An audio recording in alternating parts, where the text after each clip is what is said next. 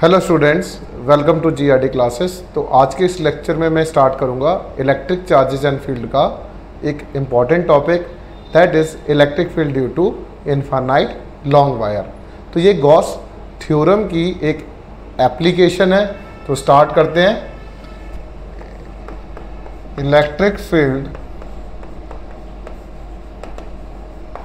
Due to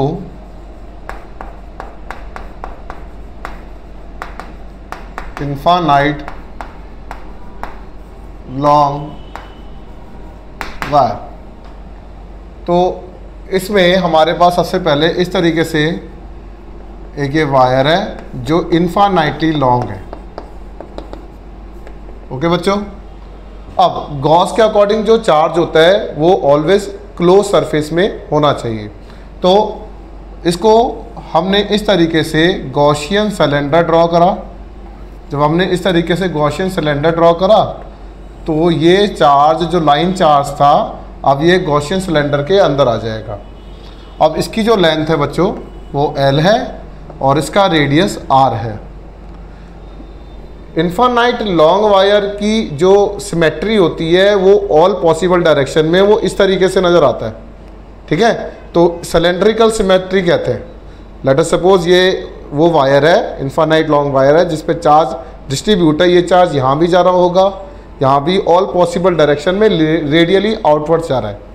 तो उसकी cylindrical symmetry है। तो मैंने अगर 2D में दिखाऊंगा तो आपको इस तरीके से चार्ज दिखेगा।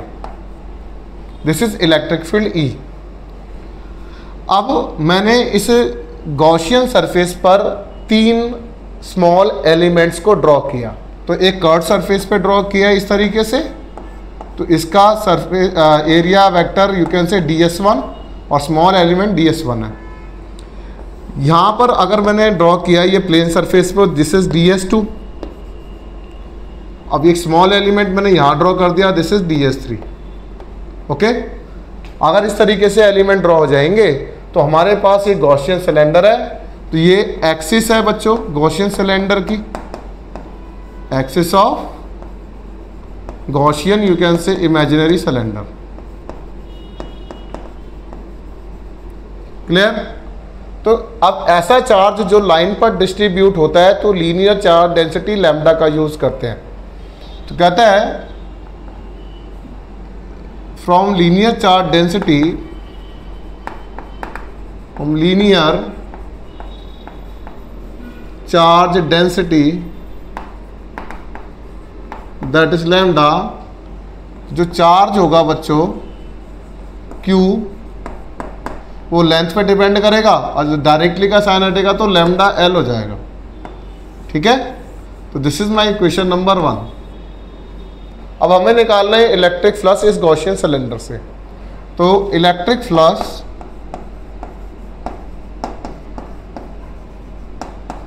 Through Gaussian cylinder, through Gaussian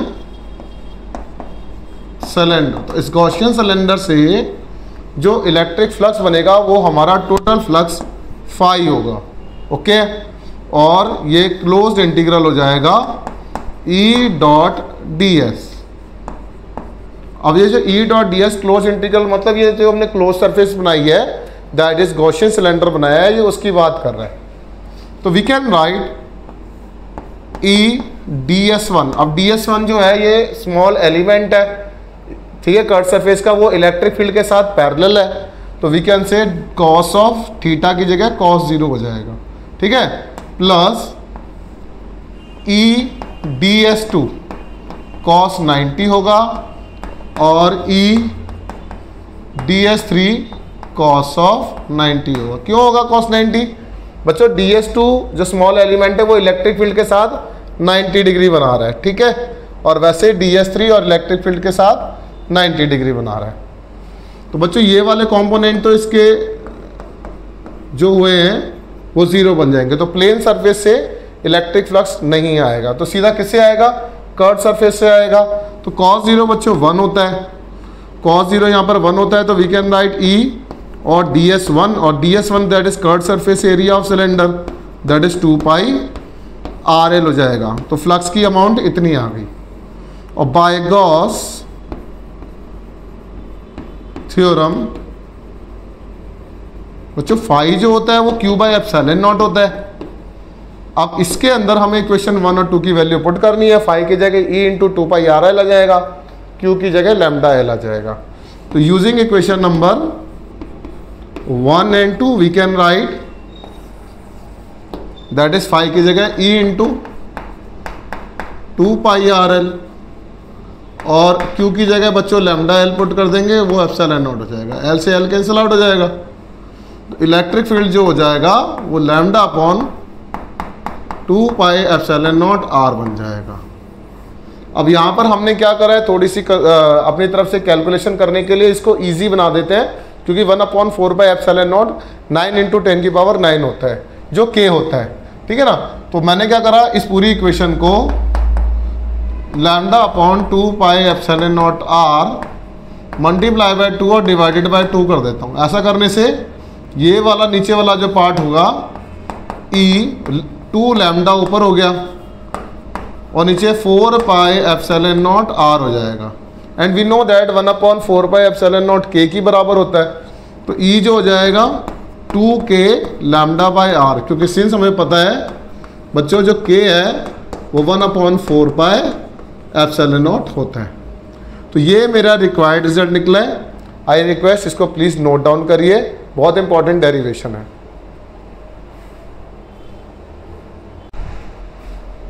अब इस फॉर्मूले के बाद जो हमने अभी निकाला था that is E equals to 2k lambda by are.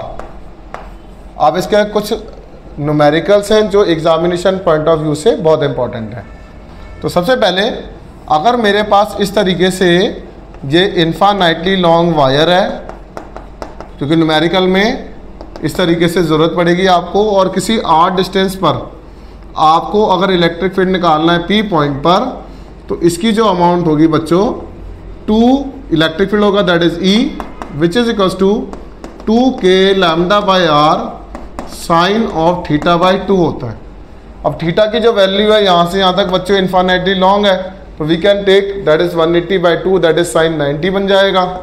तो E जो होगा 2k lambda by are sine of 90, sine 90 बच्चों 1 होता है, तो which is equals to 2k lambda by r बन जाएगा।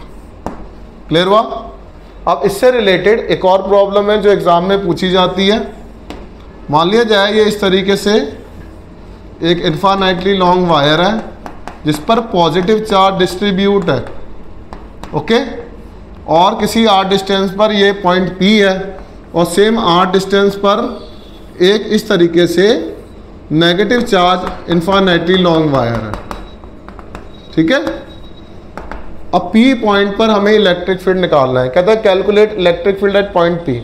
तो ध्यान से देखो, इस प्लस वाली चार्ज के थ्रू इस P पॉइंट पर electric field, let us suppose ये 1 है, ये 2 है, तो इधर तो इलेक्ट्रिक फील्ड E1 यहाँ बनेगा, माइनस वाला इस पॉइंट को अट्रैक्ट करेगा, तो दैट मीन्स E2। तो दोनों की डायरेक्शन सेम डायरेक्शन में है।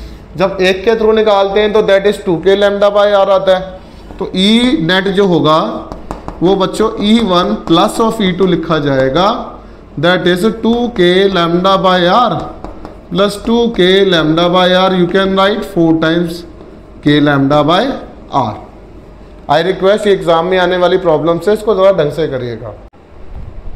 अब नेक्स्ट न्यूमेरिकल में ये कहता है कि हमें इस तरीके से इन्फानाइटली लॉन्ग वायर गिवन है जिस पर प्लस चार्ज डिस्ट्रीब्यूट है,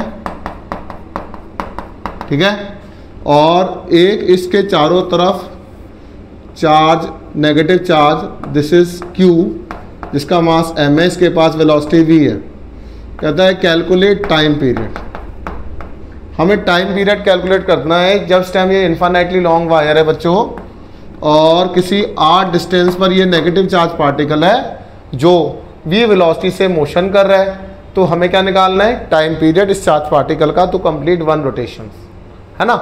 तो सबसे पहले ये वाला चार्ज अंदर की तरफ कितनी फोर्स लगाएगा, दैट इज Q इंटू ई, है ना। अब ये वाली इन्फानाइट लॉन्ग वायर के थ्रू जिस r डिस्टेंस पर जो इलेक्ट्रिक फील्ड होगा वो Q टाइम्स कितना होगा, 2k lambda by R, okay. इतना इलेक्ट्रिक फील्ड होगा ना 2k लैम्डा बाय आर, हमने अभी निकाला 2 सेकंड पहले, ठीक है।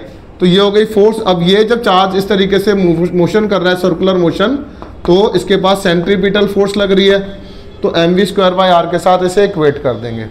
इस r से r कैंसिल आउट हो जाएगा, तो 2k λ q हो जाएगा by m under the root. ये हमारे पास वेलोसिटी आ गई, सही है।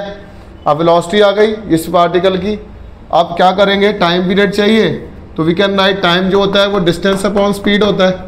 अब सरकमफ्रेंस टोटल पाथ लेंथ है, बाय v कर दोगे तो you will get the time period. Time period which is equals to t 2πr upon में v की वैल्यू इक्वेट कर देंगे, 2k λ बाय m हो जाएगा। तो इस तरीके से ये कुछ प्रॉब्लम्स थी, प्लीज नोट डाउन करिए।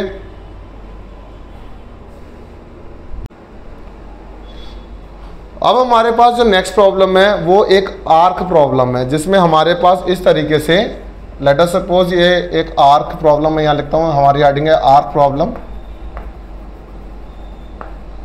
तो इस तरीके से हमारे पास लेट अस सपोज एक आर्क है और इस आर्क पर इस तरीके से चार्ज डिस्ट्रीब्यूट है, क्लियर। तो रियलिटी में ना ये इस तरीके से एक मतलब फाइनाइट लेंथ की एक वायर है, जिसको हम इसको एनी शेप दे रहे हैं। तो एनी शेप देते हुए मैंने इसको आर्क की शेप दे दी है। तो अब ये आर्क की शेप दे दी है, तो बच्चों इस तरीके से लेट अस सपोज ये आर्क है पूरी, इस तरीके से बना देते हैं। और हमने ये इस तरीके से O पॉइंट पर इलेक्ट्रिक फील्ड निकालना है। तो इसको निकालने का तरीका क्या है, ये डिस्टेंस रेडियस r हो जाएगा, है ना। सबसे पहले एक परपेंडिकुलर बाइसेक्टर ड्रॉ करेंगे, क्लियर।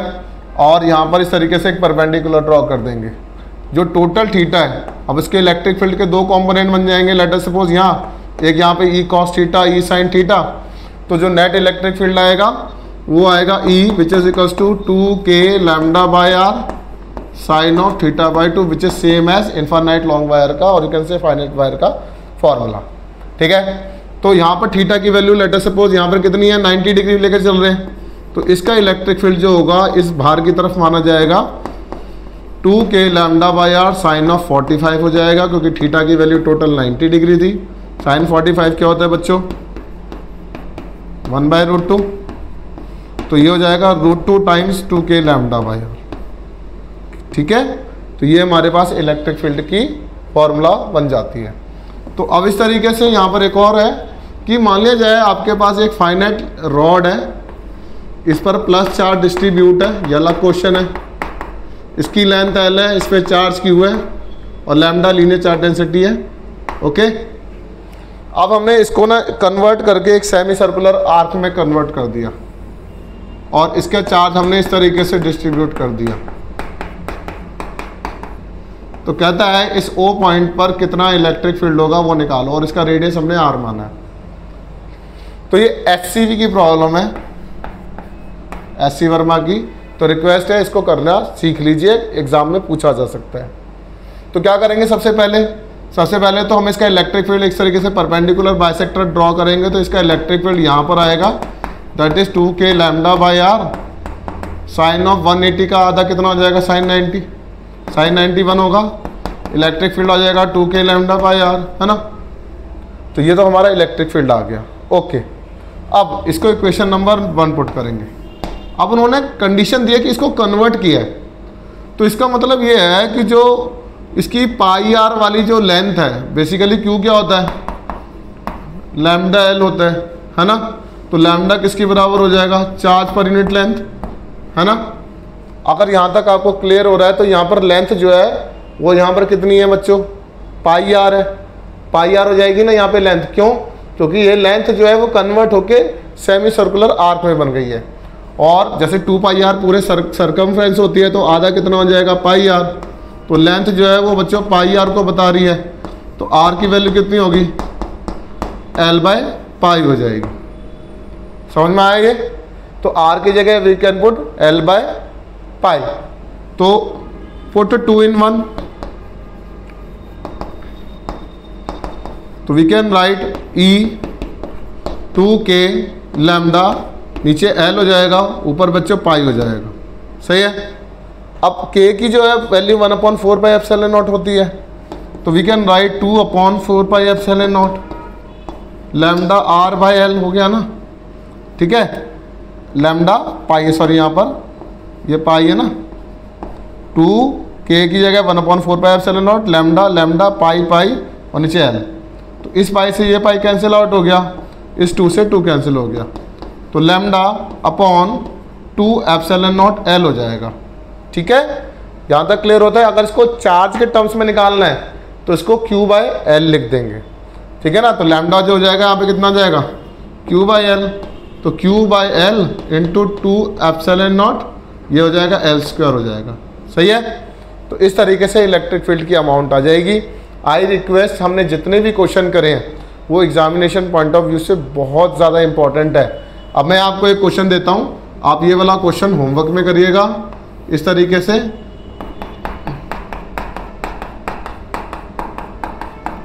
ये वाला टोटल एंगल दे रखा है 120 डिग्री, इस O पॉइंट पर इलेक्ट्रिक फील्ड निकालना, इसका रेडियस बच्चों R है, तो इसका O पॉइंट पर इलेक्ट्रिक फील्ड निकालो।